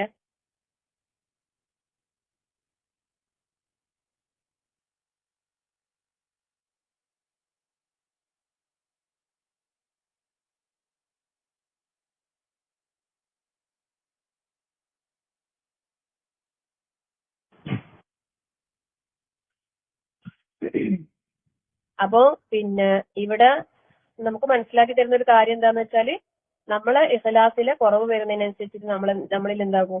പിശാചിന് നമ്മളെ മേല് ആധിപത്യം സ്ഥാപിക്കാൻ സാധിക്കും. അപ്പോ നമ്മളെപ്പോഴും നമ്മൾ ഏത് സന്ദർഭത്തിലും നമ്മൾ എന്ത് ഇബാദത്ത് ചെയ്യുമ്പോഴും അത് അള്ളാഹുവിന് വേണ്ടി മാത്രം, അള്ളാഹുവിന്റെ തൃപ്തി മാത്രം എന്ന ഒരു നിയത്തോടു കൂടി തന്നെ അള്ളാഹുവിന്റെ ഇഖ്ലാസുള്ള മുഖ്ലിസീങ്ങളായ അള്ളാഹുവിന്റെ അടിമകളായി തീരാൻ നമ്മൾ പരിശ്രമിക്കണം. കാരണം അങ്ങനെയുള്ളവരെ പിശാചിന് ഒരിക്കലും വഴിതെറ്റിക്കാൻ വേണ്ടിയിട്ട് സാധിക്കൂല. ആ ലക്ഷ്യം നമ്മളിൽ നിന്ന് തെറ്റിക്കുന്ന ആ പിശാചിന്റെ കെണികളെ കുറിച്ച് നമ്മൾ എന്താക്കണം? വളരെ ജാഗ്രതയോടുകൂടി കരുതിയിരിക്കുകയും ചെയ്യണം. നമ്മള് ഇഖ്ലാസോടെ നമ്മൾ കർമ്മങ്ങൾ ചെയ്യുകയാണെങ്കിൽ നമ്മളുടെ പാപങ്ങൾ വരെ അല്ലാഹു തആല പുറത്തു തരും പറയുന്നുണ്ട് അല്ലെ. ഒരു പിന്നെ വ്യഭിചാരിയായ ഒരു പെണ്ണ് പിന്നെ ദാഹത്താൽ ഇതാകുന്ന ഒരു നായക്ക് വെള്ളം കൊടുത്തതിന്റെ പേരില് അവളുടെ പാപങ്ങളൊക്കെ പുറത്ത് അവള് ഇതാക്കിയെന്ന് പറയുന്നുണ്ടല്ലോ അല്ലെ. സ്വർഗപ്രവേശത്തിന് കാരണമായ ഒരു കർമ്മമായിട്ട് പറയുന്നുണ്ട്. അവിടെ ആത്മാർത്ഥതയാണ്, അവിടെ ആത്മാർത്ഥതയോട് കൂടിയുള്ള പ്രവർത്തനമാണ് അവിടെ പിന്നെ പാപങ്ങൾ അല്ലാഹു തആല അവർക്ക് പുറത്തു കൊടുക്കാനുണ്ടായ കാരണം. അപ്പൊ അതുകൊണ്ട് പിന്നെ എല്ലാ സന്ദർഭങ്ങളിലും അള്ളാഹുവിന്റെ വജ്ഹ്, ലാ ഇലാഹ ഇല്ലല്ലാഹ് എന്ന തൗഹീദും അതോടൊപ്പം അള്ളാഹുവിന്റെ തൃപ്തിയും നമ്മളിൽ ഉണ്ടെങ്കിൽ അങ്ങനെയുള്ളവർ നരകത്തിന് പോലും നിഷിദ്ധമായിരിക്കും എന്ന് പറയുന്നുണ്ട്. അപ്പൊ അതുകൊണ്ട് ആ ഒരു കാര്യം നമ്മൾ ശ്രദ്ധിക്കാതെ, നമുക്കറിയാം നമ്മളെ ഈ ബലിയറുക്കുന്ന സന്ദർഭത്തിൽ അള്ളാഹു തആല പറയുന്നുണ്ടല്ലേ, ലൻ യനാലല്ലാഹ ലഹൂമഹ വലാ ദിമാഉഹ വലാകിൻ യനാലുഹു തഖ്വാ മിൻകും. അതായത് ഈ ബലിയറുക്കുന്നതിന്റെ മാംസമോ രക്തമോ അള്ളാഹുവിൽ എത്തിച്ചേരുന്നതില്ല. അതിൽ നിങ്ങളുടെ തഖ്വയാണ് അള്ളാഹുവിലേക്ക് എത്തുന്നത് എന്ന് പറയുന്നുണ്ട്. അപ്പൊ അതുകൊണ്ട് നമ്മൾ എന്തൊരു കർമ്മം ചെയ്യുമ്പോഴും അതിലൊക്കെ അള്ളാഹുവിന്റെ പിന്നെ തൃപ്തി, ഇഖ്ലാസ് നമ്മളെ മുറുകെ പിടിക്കാം. അങ്ങനെ ആകുമ്പോ അവിടെ അത് അള്ളാഹുവിന്റെ പൂർണ്ണമായും സ്വീകരിക്കപ്പെടുന്ന ഒരു അമലായി നമുക്കത് മാറ്റാൻ സാധിക്കും. ഒരു പൊങ്ങച്ചമോ അല്ലെ, ഒരു ദുരഭിമാനമോ ഒരു കിബറോ ഒന്നും നമ്മളിൽ വരാതിരിക്കാൻ നമ്മളെപ്പോഴും ജാഗരൂകരായിരിക്കാം. അല്ലെ?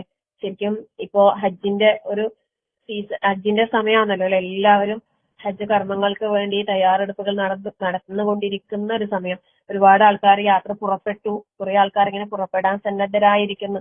നമുക്കറിയാലേ അവിടെ തൽബിയത്തുകൾ ഇഖ്ലാസോടെയുള്ള ലബ്ബൈക് അല്ലാഹുമ്മ ലബ്ബൈക് ലബ്ബൈക ലാ ശരീക ലക ലബ്ബൈക് ഇന്നൽ ഹംദ വൻ നിഅമത ലക വൽ മുൽക് ലാ ശരീക ലക. ല്ലേ? ഇവിടെ അള്ളാഹുവിന്റെ വിളിക്കുത്തരം ചെയ്ത് ആത്മാർത്ഥതയോടെ ഇഖ്ലാസോടെ എല്ലാവർക്കും ഞാനൊരു ഹജ്ജ് ചെയ്ത ആളാണ്, അല്ലെങ്കിൽ ഞാൻ ഹജ്ജിന് പോകുന്ന ഒരാളാണ്, ഞാൻ ഹജ്ജ് ചെയ്തിട്ടുണ്ട്, അങ്ങനെ ഒരു മനസ്സിൽ ആളുകൾക്ക് അറിയണം, അല്ലെങ്കിൽ ആളുകൾ ഞാൻ അങ്ങനെയാണ് എന്നൊക്കെയുള്ള ഒരു മനസ്സിൽ അങ്ങനെ എന്തെങ്കിലും ചിന്ത വന്നാല് തീർന്നില്ലേ? അള്ളാഹുവേ, ഏതൊരു കർമ്മമാകട്ടെ റഹ്മാനായ റബ്ബിങ്കിൽ അത് സ്വീകരിക്കപ്പെടുന്ന ഒരു അമലായി തീരണമെങ്കിൽ അവിടെ നമ്മൾ ഓരോരുത്തരും ചിന്തിക്കണം, നമ്മൾ ഇഖ്ലാസ് ഉള്ളവരാണോ? നമുക്ക് ഇഖ്ലാസ് നഷ്ടപ്പെടുന്നുണ്ടോ? നമ്മൾ ഇഖ്ലാസ് ഉള്ളവരാണോ എന്ന് പരിശോധിക്കാൻ കുറച്ച് കാര്യങ്ങൾ പറയുന്നുണ്ട്. ഇൻഷാ അള്ളാഹ് നമുക്ക് അടുത്ത ക്ലാസ്സിൽ നമുക്കതൊന്ന് പരിശോധിക്കാം. കാരണം നമ്മളുടെ ഈ നിയത്തും ഇഖ്ലാസും ശരിയാക്കിയിട്ട് വേണം നമുക്ക് മുന്നോട്ട് പോകാനല്ലേ. അല്ലാന്നുണ്ടെങ്കിൽ നമ്മൾ എന്ത് ചെയ്തിട്ടും കാര്യമില്ല. ഇബ്നുൽ ഖയ്യിം റഹ്മത്തുള്ളാഹി പറയുന്നു, ജനങ്ങളുടെ പ്രശംസ ഇഷ്ടപ്പെടുകയും അവരുടെ പക്കലുള്ളതിനോട് ആർത്തി കാണിക്കുകയും ചെയ്യുന്ന ഒരു ഹൃദയത്തിൽ ഇഖ്ലാസിനെ കുടികൊള്ളുവാൻ സാധ്യമല്ല. വെള്ളവും തീയും ഒരുമിച്ച് കുടികൊള്ളുകയില്ല എന്നതുപോലെ ജനങ്ങളുടെ പ്രശംസ ഇഷ്ടപ്പെടുന്ന, ജനങ്ങളുടെ അടുത്തുള്ളതിനെ ആഗ്രഹിക്കുന്ന ഒരു ഹൃദയത്തിൽ എന്തുണ്ടാകൂല? ഇഖ്ലാസ് ഉണ്ടാകൂല. വെള്ളവും തീയും ഒരുമിച്ച് ഉണ്ടാകൂല എന്നതുപോലെ. അല്ലാഹു അക്ബർ. അതുകൊണ്ട് ആ ഒരു കാര്യം നമ്മൾ മനസ്സിലാക്കാം. ഇഖ്ലാസുള്ള ഒരാളെ കുറിച്ച് പറയുന്നത് എന്താണെന്നറിയോ? മണലിലൂടെ നടക്കുന്നവനെ പോലെയാണ്. അതായത് മണലിലൂടെ ഒരാൾ നടക്കുമ്പോ അല്ലെ ഒച്ച കേൾക്കൂല, എന്നാല് അതിന്റെ അടയാളങ്ങൾ നിനക്ക് കാണാനും സാധിക്കും. സുബ്ഹാനല്ലാഹ്, ലാ ഹൗല വലാ ഖുവത ഇല്ലാ ബില്ലാഹ്. അല്ലാഹു സുബ്ഹാനഹു വ തആല നമുക്ക് നമ്മുടെ കർമ്മങ്ങൾ ഏറ്റവും നല്ല രീതിയിൽ ചെയ്തുകൊണ്ട് മുന്നോട്ട് പോകാൻ അള്ളാഹു നമുക്ക് എല്ലാവർക്കും തൗഫീഖ് പ്രദാനം ചെയ്യുമാറാകട്ടെ. അള്ളാഹുവിന്റെ വഴി ഉദ്ദേശിച്ചുകൊണ്ട്, അള്ളാഹുവിന്റെ തൃപ്തി ആഗ്രഹിച്ചുകൊണ്ട് ഇഖ്ലാസോടുകൂടി അമൽ ചെയ്യാൻ അള്ളാഹു നമുക്ക് എല്ലാവർക്കും തൗഫീഖ് പ്രദാനം ചെയ്യുമാറാകട്ടെ. ചിന്നിച്ചിതറിയ ധൂളികൾ പോലെ ആയിത്തീരുന്നതിൽ നിന്ന് നമ്മുടെ കർമ്മങ്ങൾ പാഴായി പോകാതിരിക്കാൻ, അതിന്റെ പ്രതിഫലം കുറഞ്ഞു പോകാതിരിക്കാൻ നമുക്ക് ഏറ്റവും കൃത്യതയോടുകൂടി, ഏറ്റവും നല്ല നിഷ്ഠയോടുകൂടി അള്ളാഹുവിന്റെ റസൂൽ സല്ലല്ലാഹു അലൈഹി വസല്ലമയുടെ സുന്നത്തുകളോട് കൂടുതൽ യോജിച്ച രീതിയിൽ എല്ലാ കർമ്മങ്ങളും ചെയ്യുവാൻ അള്ളാഹു നമുക്ക് എല്ലാവർക്കും തൗഫീഖ് പ്രദാനം ചെയ്യുമാറാകട്ടെ. എല്ലാ സമയത്തും അള്ളാഹുവിന്റെ തൃപ്തി മാത്രം ആഗ്രഹിച്ചുകൊണ്ട് സ്വന്തം കർമ്മങ്ങളിൽ ആശ്ചര്യം തോന്നാത്ത രീതിയിൽ ഒരു ഒജുബുണ്ടായാൽ തന്നെ മതി, തീർന്നു. നമ്മളോട് തന്നെ നമുക്ക് തോന്നുന്ന ഒരു ഇതാണ് ഒജുബ് എന്ന് പറയുന്നത്. വേറെ ആൾക്കാരല്ല, നമുക്ക് തന്നെ സ്വയം ഞാൻ കുഴപ്പമില്ല, ഞാൻ അത്യാവശ്യം കൊള്ളാം, നല്ല ആളാണ് എന്ന് നമുക്ക് തന്നെ നമ്മളെ കുറിച്ച് തോന്നുമ്പോ അവിടൊക്കെ ഉജുബുണ്ടാകാൻ കാരണം, ഇന്നലെ ഒരു ക്ലാസ് കേട്ടിട്ടുണ്ട്, അതിനെ സുബ്ഹാനല്ലാഹ് ആ ക്ലാസ് കേട്ടിട്ട് എഴുതിയെടുത്തിട്ട് നിങ്ങൾക്ക് പറഞ്ഞു തരണം ഞാൻ വിചാരിച്ചു. അവിടെ ഈ പാപത്തിന്റെ ഓരോ കാര്യങ്ങൾ പറയുന്നതാണ്. ഇപ്പം എല്ലാത്തിലും ഹൈറുണ്ട് എന്ന് പറയുന്ന പോലെ തിന്മകൾ ഒരാൾ തിന്മ ചെയ്താൽ അതിലും ഹൈറുണ്ട് എന്ന് പറയുന്നത്. അതെന്താ അറിയോ? അയാൾക്ക് അയാളെ കുറിച്ച് തന്നെ ഒരു ബോധം ഉണ്ടാവും. നല്ലൊരാളാണെങ്കിൽ ഒരു തെറ്റ് വന്നു പോയാല് അയാൾക്ക് എന്താവും? ഖേദം ഉണ്ടാവുകയും തൗബ ചെയ്യുകയും ചെയ്യും ആത്മാർത്ഥമായിട്ട്.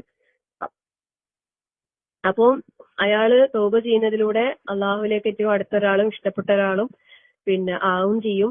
എന്നാൽ അയാൾക്ക് സ്വന്തമായിട്ട് അയാളെ മനസ്സിൽ തോന്നുന്നുണ്ട്, ഞാൻ അത്ര നല്ല ആളൊന്നല്ല, കാരണം ഞാന് ഇങ്ങനെ തെറ്റ് ചെയ്തു പോയല്ലോ. വേറെ ആരും അറിയുന്നൊന്നും ഉണ്ടാവില്ല, പക്ഷെ അയാൾക്ക് അയാളെ കുറിച്ച് തന്നെ ഒരു ഒഴിവ് ഉണ്ടാകുന്നതിൽ നിന്ന് അയാളെ രക്ഷപ്പെടുത്തുകയും, ചില ആളുകളെ കൊണ്ട് അങ്ങനെ ആ തിന്മകൾ ചെയ്യിപ്പിക്കുന്നത് അതിനൊക്കെ വേണ്ടി, അങ്ങനെ കുറെ വിശദീകരണം സുബ്ഹാന, ഇതുവരെ കേൾക്കാത്ത ഒരു വേറെ തന്നെ രീതിയിലുള്ള കുറെ വിശദീകരണങ്ങൾ ലാ ഹൗല വലാ ഖുവത ഇല്ലാ ബില്ലാഹ്. ഇൻഷാ അല്ലാഹ് നിങ്ങൾക്ക് സൗകര്യപ്പെട്ടിട്ടുണ്ടെങ്കിൽ എഴുതിയെടുത്തിട്ട് നിങ്ങൾക്ക് പറഞ്ഞു തരണം എന്ന് വിചാരിച്ചു. ഇൻഷാ അല്ലാഹ്. അപ്പൊ ഇവിടെ നമ്മള് അള്ളാഹുവിന്റെ ഇബാദത്തൽ മുഖ്ലിസീനാകാൻ ഫഅബ്ദുല്ലാഹ മുഖ്ലിസൻ ലഹുദ്ദീൻ അള്ളാഹു നമ്മളോട് കൽപ്പിക്കും. അങ്ങനെ നമുക്ക് അള്ളാഹുവിനെ ഇബാദത്ത് ചെയ്യാൻ അള്ളാഹു നമുക്ക് എല്ലാവർക്കും തൗഫീഖ് നൽകി അനുഗ്രഹിക്കട്ടെ. ഒരു പൊങ്ങച്ചക്കാരനോ അല്ലെ ഒരു ദുരഭിമാനിയോ ആവാതെ ആരുടെയും പ്രശംസയും പ്രീതിയും തൃപ്തിയും ആഗ്രഹിക്കാതെ നല്ലൊരു വ്യക്തിത്വമായിട്ട് അള്ളാഹു തആല ഈ ദുനിയാവിൽ നമുക്ക് ജീവിക്കാൻ അള്ളാഹു നമുക്ക് എല്ലാവർക്കും തൗഫീഖ് നൽകി അനുഗ്രഹിക്കട്ടെ. അതിലൂടെ അള്ളാഹു ഇഷ്ടപ്പെടുന്ന അള്ളാഹു തൃപ്തിപ്പെടുന്ന നല്ല ഇബാദത്തുകളിൽ അള്ളാഹു നമ്മളെ എല്ലാവരെയും ഉൾപ്പെടുത്തി അനുഗ്രഹിക്കുമാറാകട്ടെ. ആമീൻ. റഹ്മാനായ റബ്ബേ, അള്ളാഹുവെ, നിന്റെ ഇഷ്ടവും തൃപ്തിയും പ്രീതിയും പൊരുത്തവും ഉദ്ദേശിച്ചുകൊണ്ട് മാത്രമാണ് അള്ളാഹുവെ ഞങ്ങളിങ്ങനെ ഓരോ സദസ്സുകൾ സംഘടിപ്പിക്കുന്നതും ഇരിക്കുന്നതും പറയുന്നതും കേൾക്കുന്നതും എല്ലാം. റഹ്മാനായ റബ്ബേ, നീ ഞങ്ങളിൽ നിന്ന് സ്വീകരിക്കണേ അള്ളാഹ്. ഞങ്ങളെ ഹൃദയങ്ങളിൽ നീ ഇഖ്ലാസിനെ ഉറപ്പിച്ചു തരണേ അള്ളാഹുവേ. റിയാ കടന്നു വരുന്നതിൽ നിന്ന് ഞങ്ങളെ നീ കാത്തു സംരക്ഷിക്കണേ റഹ്മാനെ. ദുർബലമായ ഈമാനിന്റെ ഉടമകളാണ് അള്ളാഹുവേ. ഞങ്ങൾക്ക് നീ ശക്തമായ ഈമാൻ നൽകി ഞങ്ങളെ നീ അനുഗ്രഹിക്കണേ റഹ്മാനെ. ജീവിതത്തിന്റെ എല്ലാ സാഹചര്യങ്ങളിലും പിടിച്ചു നിൽക്കാൻ നല്ല ഈമാനോടെ ശക്തമായ ഈമാനിന്റെ കരുത്തോടെ ദീനിൽ അടിയുറച്ചു നിൽക്കാൻ അള്ളാഹുവേ ഞങ്ങൾക്ക് എല്ലാവർക്കും നീ തൗഫീഖ് പ്രദാനം ചെയ്യണേ റഹ്മാനെ. ഒരുപാട് സൽക്കർമ്മങ്ങൾ അനുഷ്ഠിച്ചുകൊണ്ട് അള്ളാഹുവിന്റെ തൃപ്തിയോടുകൂടി ദുനിയാവിൽ ജീവിച്ച് മരിക്കാൻ റഹ്മാനായ റബ്ബേ ഞങ്ങൾക്ക് എല്ലാവർക്കും നീ തൗഫീഖ് പ്രദാനം ചെയ്യണേ റഹ്മാനെ.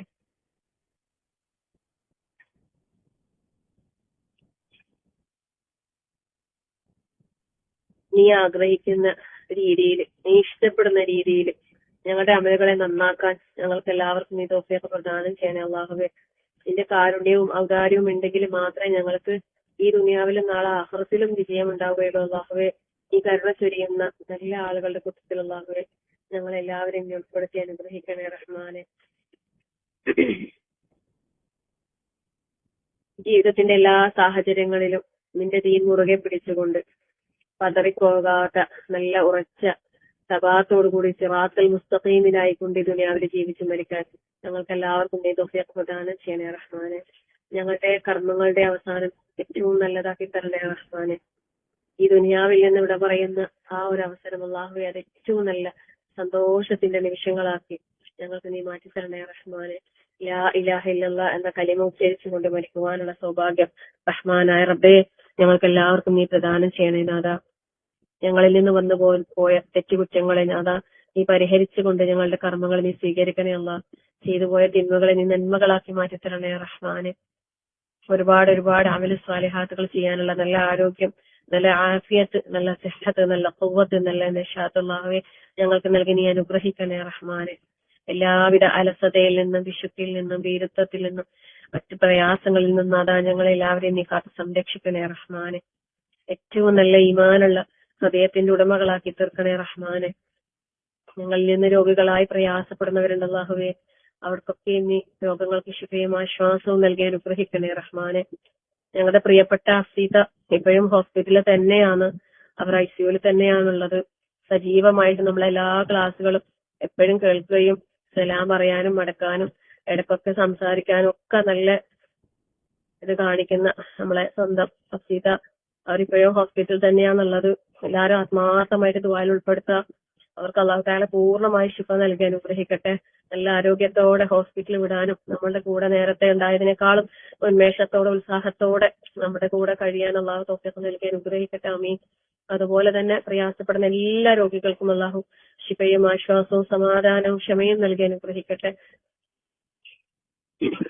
മുസ്ലിമായതിന്റെ പേരിൽ പ്രയാസം അനുഭവിക്കുന്ന ലോകത്തിന്റെ എല്ലാ ഭാഗങ്ങളിലുമുള്ള എല്ലാ മുസ്ലിമീങ്ങൾക്കും അല്ലാഹു സന്തോഷവും സമാധാനവും നിറഞ്ഞ ജീവിതം നൽകി അനുഗ്രഹിക്കട്ടെ. ഇസ്ലാമിനും മുസ്ലിമീങ്ങൾക്കും ഇസ്സത്ത് പ്രദാനം ചെയ്യുമാറാകട്ടെ. ഇസ്ലാമിന്റെ ശത്രുക്കൾ അല്ലാഹുവേ നീ പരാജയപ്പെടുത്തണേ റഹ്മാനെ. ഞങ്ങളിൽ നിന്നും മരണപ്പെട്ടു പോയ ഞങ്ങളുടെ പ്രിയപ്പെട്ടവർക്ക് നാഥാ നീ മഗ്ഫിറത്തും മർഹമത്തും നൽകി അനുഗ്രഹിക്കണേ റഹ്മാനെ. അവരുടെ കബറിടങ്ങൾ വിശാലമാക്കി നൽകി അനുഗ്രഹിക്കണേ റഹ്മാനെ. അവരെയും ഞങ്ങളെയും നിന്റെ ജന്നാത്തുൽ ഫിർദൗസിൽ ഒരുമിച്ച് ചേർത്ത് അനുഗ്രഹിക്കണേ റഹ്മാനെ.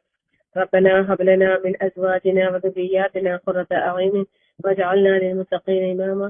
ربنا لا تزغ قلوبنا بعد إذ هديتنا وهب لنا من لدنك رحمة إنك أنت الوهاب.